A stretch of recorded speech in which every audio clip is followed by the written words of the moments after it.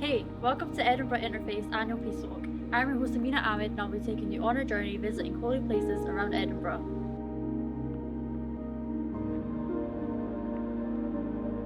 What does interfaith mean to you? A way of creating good community relations between communities in Edinburgh. So these are the Torah scrolls.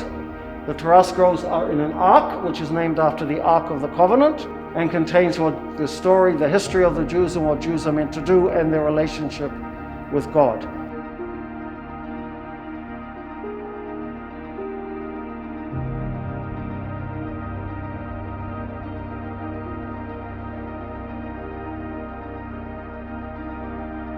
Interfaith is important because it makes me feel that we all are one big human family under God, and interfaith brings all of this beautiful, diverse family together. It helps us see what we have in common, and we'll be able to build a better world for our future generations. We have this noble Quran, and we believe this is a divine speech. It contains guidance not only for the Muslims, but for the entire mankind. And what's really beautiful about this book, it teaches us the purpose of life, that this life is not only about me and myself. I need to leave a mark behind that will be able to benefit people or help people long after I'm gone. And it doesn't teach us in the form of lecture, rather it gives us role models, and those role models impact us on our everyday life.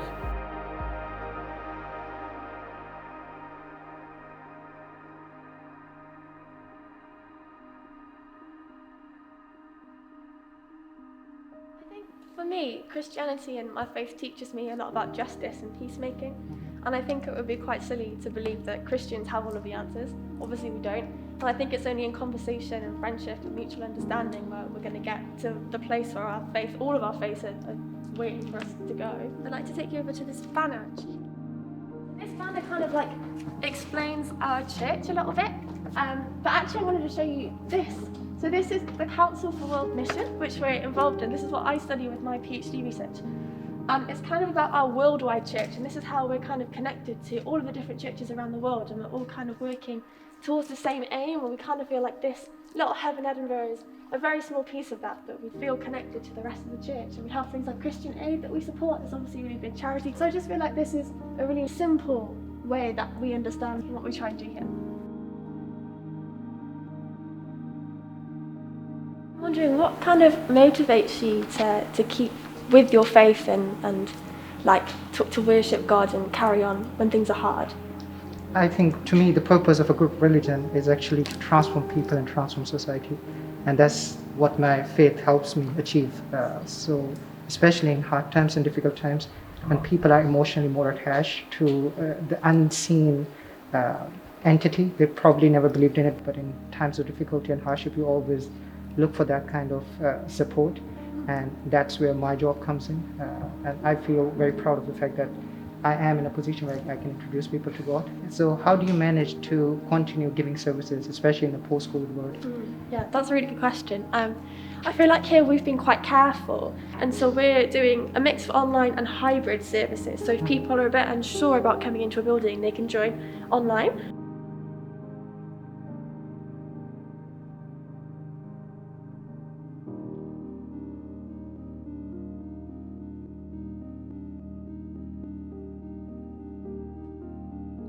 Hi Amina, hi Victoria, I'm Rachel Fitzgerald, and this is the Edinburgh Central Quaker Meeting House, which is my Quaker meeting in the middle of town, although we have a few others that are around Edinburgh as well, and it's really nice to welcome you here. So interfaith, I think, is really important because it allows us all to grow in our own spiritual journeys. By seeking out other people's traditions and gaining insight from those, I think we can remove a fear of the unknown.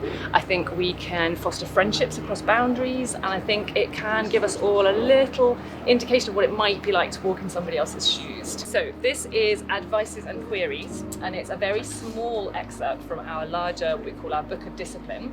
I'll read one for you, it's very short. So the first advice reads, "Take heed, dear friends, to the promptings of love and truth in your hearts. Trust them as the leadings of God, whose light shows us our darkness and brings us to new life."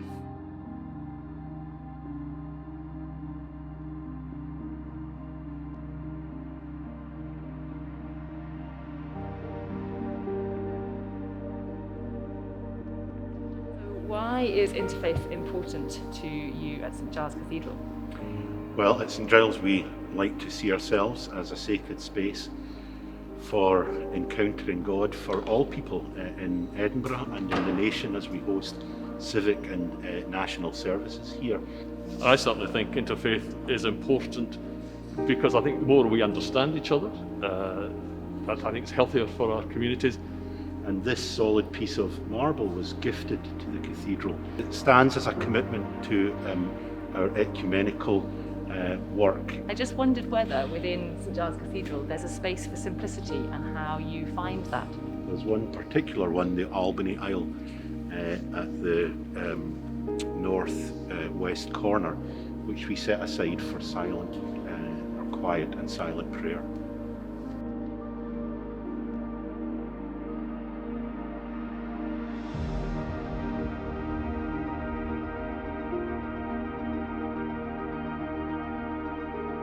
So can I ask each of you, why do you think interfaith is important?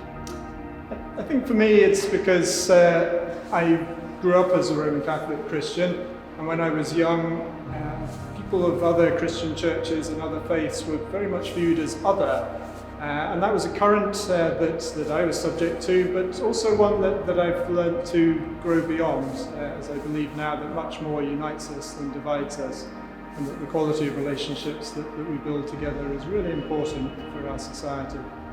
Well, I brought a little icon here. This is an icon of Jesus' mum holding Jesus, and it was done in the Greek Orthodox tradition. But pictures like this are one of the ways that help me to come close to Jesus.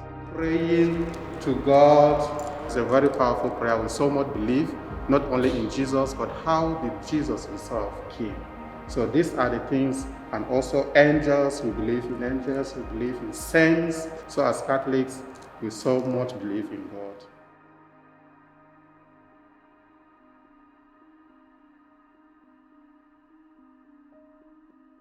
So I think when it comes to interfaith, interfaith is really at the core of what it means to be a Baha'i. And it's been that way since the very beginning. So the prophet founder of the Baha'i faith, Baha'u'llah, said, "Consort ye with the members of all religions in a spirit of friendliness and fellowship." And so from the very beginning, like to us, those are God's words. And so it's not sort of just a nice idea for us, but it really is a command as to how we should live our lives. So you have that on one hand, and then it also comes to the idea of progressive revelation in the Baha'i faith. And what that means is that we see all the major world religions as part of the same story. Is there any object or special thing that would symbolize your faith that you could share with us? We don't have anything in particular that is important. I mean, clearly the writings of our central figures are very, very important. But rather what we're taught to practice and to strive for in life is detachment.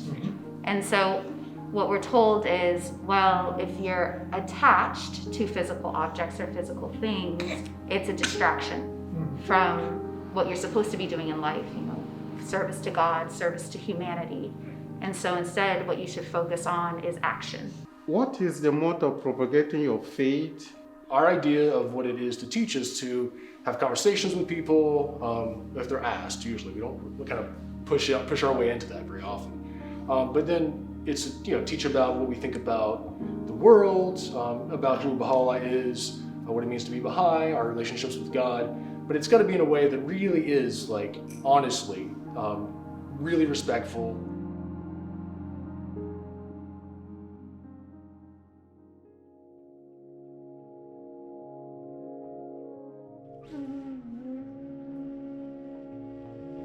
Being a Muslim, the interfaith is important for us to work for the brotherhood and to understand each other and work together for the betterment of the society.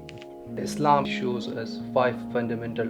The first thing, the profession, like the sentence which we follow. The second one is the prayer, which is important for all the Muslims. The third is fasting for 1 month. And the 5th one is we go for Hajj.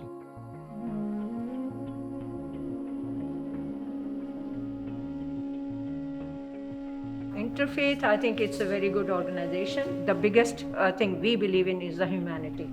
which is biggest in Hinduism, that you should be a good human being. So, what's the main principle in Hinduism? There are many forms of God, but we believe there is a one God, but in a different form. For example, like we can see here, all gods are different form, but we believe it's one God eventually. We respect all the religions because the main religion I believe in is humanity.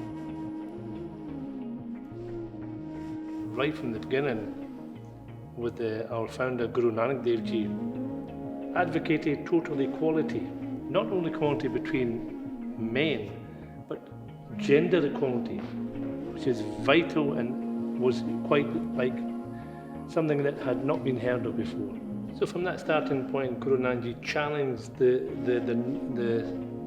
tradition or the norm that was then, and trying to sow the seed of change in people's mind that they were better.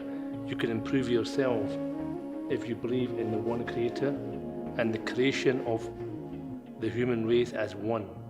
Gurai kide bajai sabna jiya ka ek data so main visar na jai. No one faith has the monopoly of the truth of the creator. Everybody has the contribution to give. Everyone can give something. And whether you follow or not follow, this is your own choice.